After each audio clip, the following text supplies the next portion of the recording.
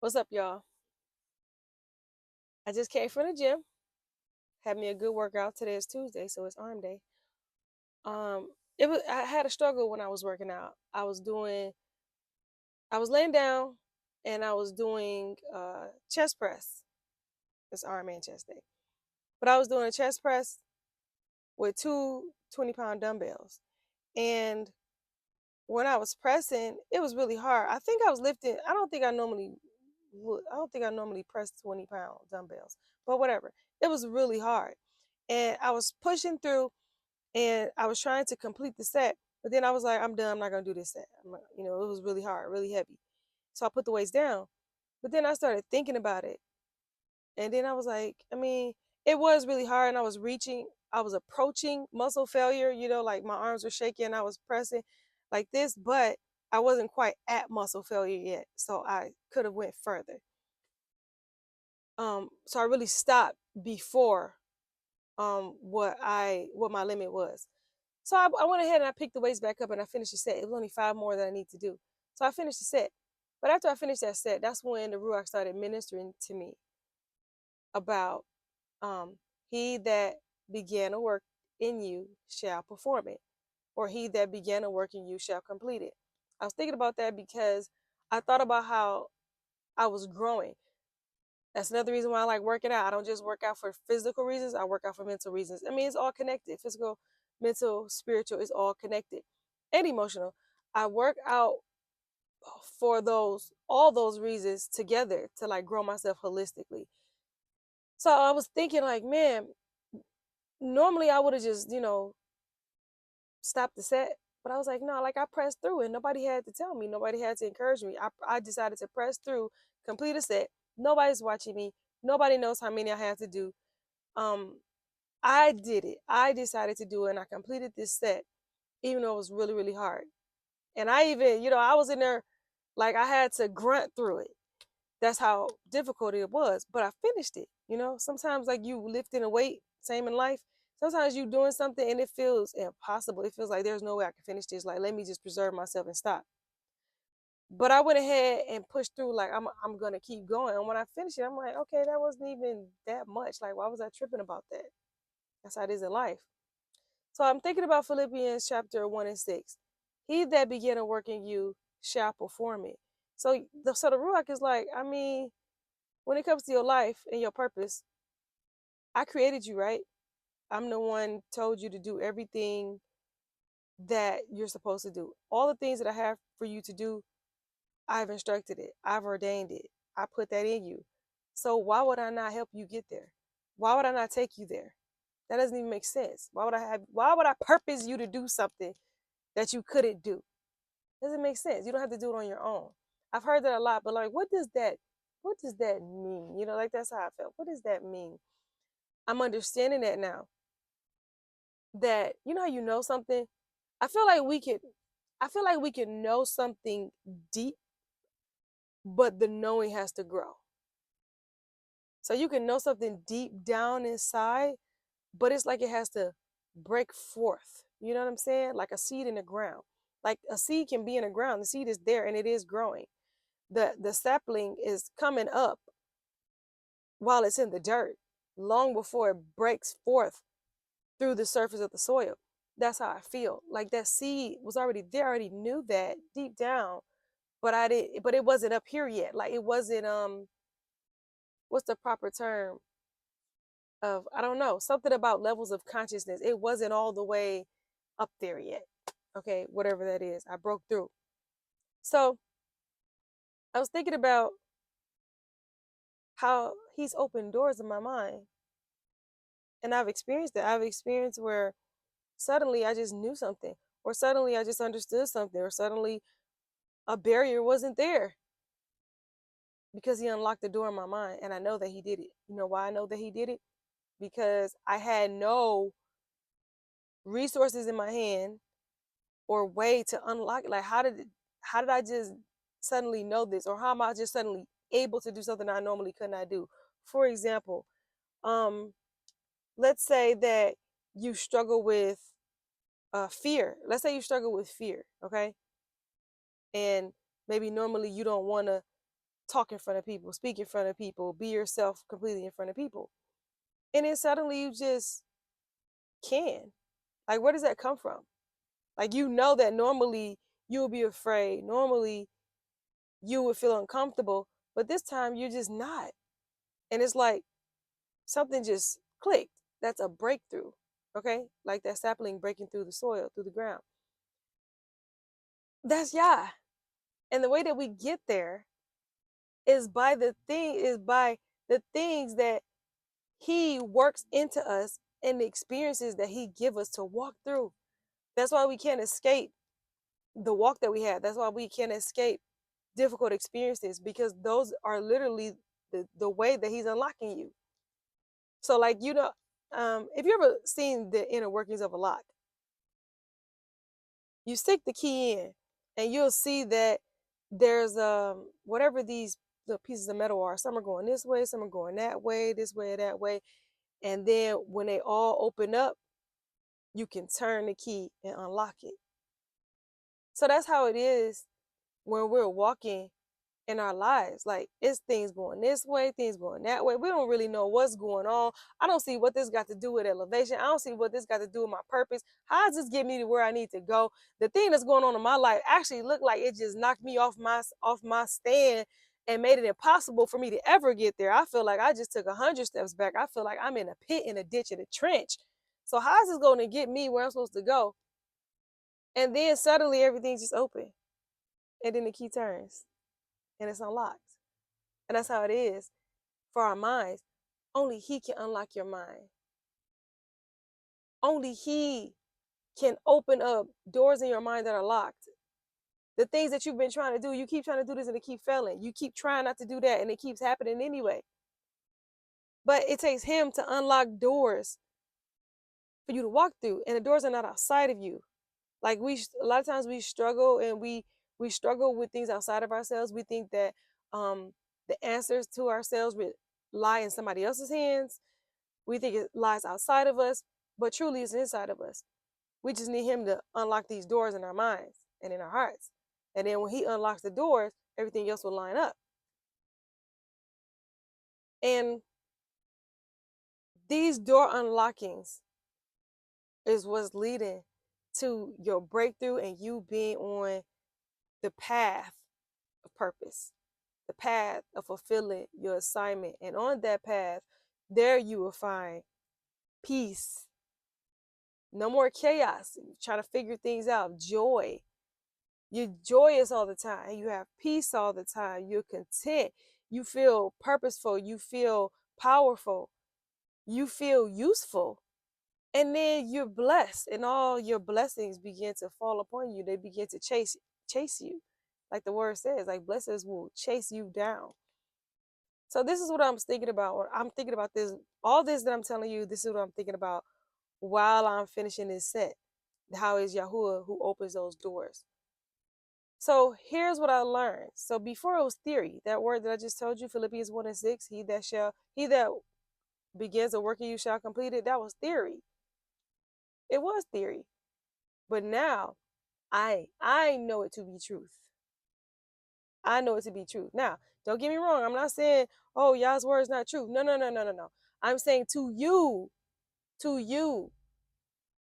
it's only theory to you until you have experience, until you know him in a way that makes you know that it's truth. And I'm gonna prove it to you. So when you read about the children of Israel, when they were in captivity and they came out of Egypt, when Yahuwah delivered them out of Egypt, they didn't know him. Okay? They did not know him. They were deep in the trenches of paganism, of Egypt, of the influence of their oppressor. Abraham, Isaac, and Jacob knew Yahuwah. They knew him. They held on to his promises. However, and 70 people went down into Egypt. It was 70 people.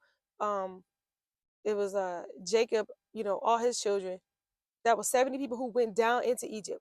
But then that nation grew to it's estimated there was about at least 3 million people. So all that time that passed, those 430 years that passed while they were in Egypt, they didn't know Yah.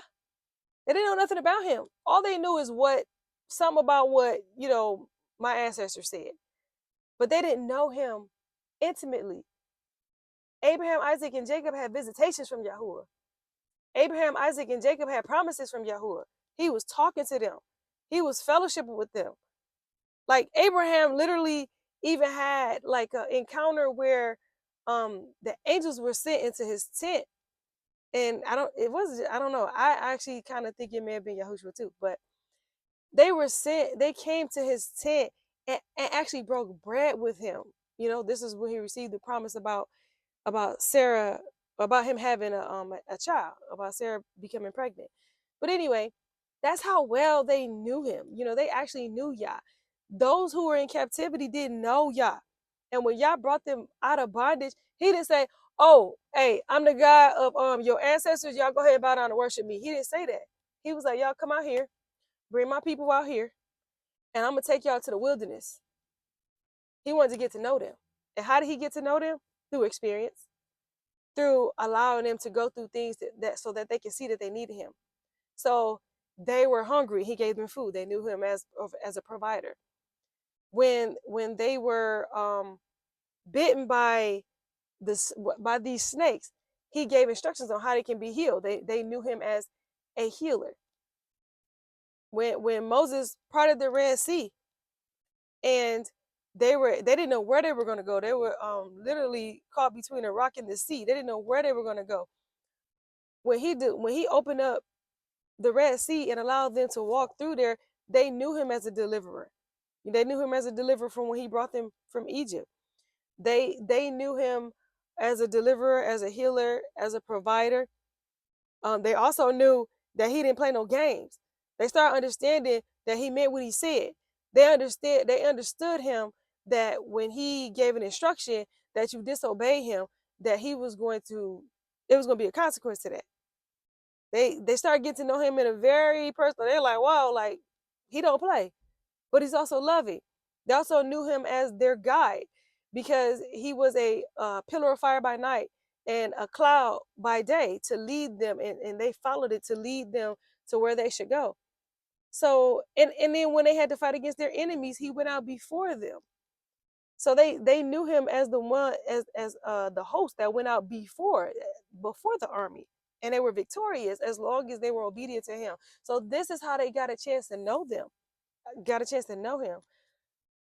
But it doesn't feel like that when you are in the wilderness and you are going through and everything is difficult on every side. It feels terrible, but you're not realizing that when you are getting to know him in all these ways, that's how he's revealing himself to you, and that's how you begin to trust him. So let's go back to Philippians.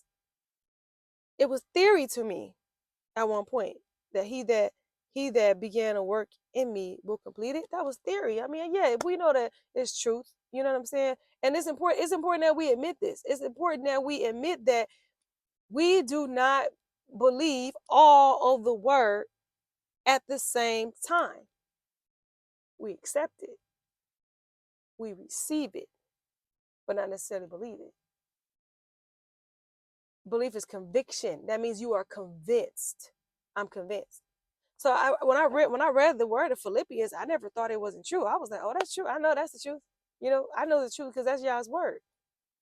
But I had to be convinced. And I was convinced by going through experiences that I knew unlocked my mind. Like Yah brought me through these experiences, and then my mind was unlocked, and I'm like, wow, you actually are doing this. It's not me doing it. It's really, you really are doing it. And all I have to do in order for you to complete the work is to yield to you. It's to just let you complete it. And how do you let Yah complete his work? By being obedient. Being obedient in all things. Number one, be obedient in his word. Start with morality. That's baby stuff. That's baby stuff. Honesty, truth, purity, loving kindness, baby stuff. Okay, if we're still struggling with morality, like you're on the bottom rung. That's the bottom rung. Morality is the bottom rung. Next, we're gonna go on to the fruit of the spirit.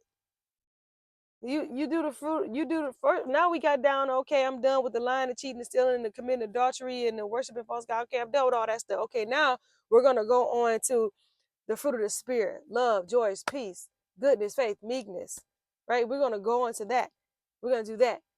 After we do that, we're gonna learn how to follow His voice, listen to His voice, do what I tell you to do.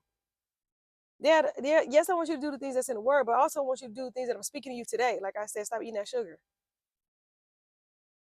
Start working out. Stop eating um, foods that you know are bad for you. Stop talking to that person. It's time for you to break off for them. Let that relationship die. Come off that job like I told you. I want you to focus on your business and stop chasing the dollar. And I want you to trust and believe me to provide for you while you focus on your business and trust that I'm going to grow it and you won't miss anything. These are the ways that we start to get to know Him in a more intimate way. These are the ways that we have to obey Him, obey His word, and then fellowship with Him. Fellowship with Him. We need to sit with Him, be with Him, have intimacy with Him, talk to Him, sit with His word, allow Him to talk to you. Create spaces where He can talk to you. Create spaces where there's time to talk to you, where it's quiet enough for you to hear His voice. So when you have these two things, you have obedience coupled with fellowship, it's going to automatically equal you are going to be moving along. I mean, the path that He has for you is already set. But if you feel stagnant, it's you. It's always you. You always the problem. If it's stagnancy, it's always you. It's nobody else. It's always you. So if you feel stagnant, you need to be like, okay, wait a minute. Let me go back. Did I do everything that you told me to do already? Okay. Because sometimes it'd be stuff that He told you to do 5 years ago that you're not doing right now, but you think that you're going to skip that and go on to the next thing. You'll be like, you know how you like filling out like an application or something, and they'd be like, hey, you gotta they ask you a question, and you'll be like, I answer that later. And, next page. Ain't no next page with y'all. Ain't no next page. You can't next page Him and go answer, skip questions 3 and 4 and go to questions 15 and 16. We can't do that. I don't care how many years go by, you'll still be on question 3 and 4.